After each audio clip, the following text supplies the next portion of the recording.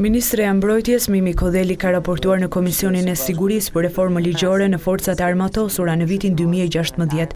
Gjatë këtij raportimi, Kodeli bëri të ditur se ushtria shqiptare është angazhuar në disa misione ushtarake paqëruese.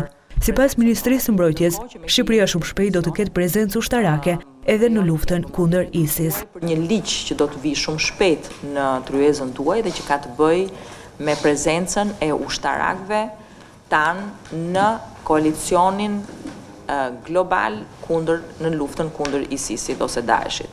Flasim për një prezencë të zgjeruar të pothuajse të gjithë antarëve të Aleancës Veriut në Irak dhe në Bagdad dhe qytetet e tjera. Prezencën tonë të kërkuar nga partneri ynë strategjik Shtetet e Bashkuara të Amerikës është një vendimarrje e Parlamentit, miratimi i cilës duhet kaloj me ligj në Parlamentin shqiptar. Sipas Kodelit, Shqipëria ka dyfishuar prezencën e saj në Afganistan, por edhe në misionet e tjerë. Ndërkohë e pyetur nga kreu i Komisionit të Sigurisë Spartak Braho për prezencën e ushtrisë greke në kufirit shqiptar, Ministri e Mbrojtjes e quajti këtë veprim një lodër ushtarake. Një lloj nevrikllëku në deklarimet e Ministrit të Mbrojtjes grek.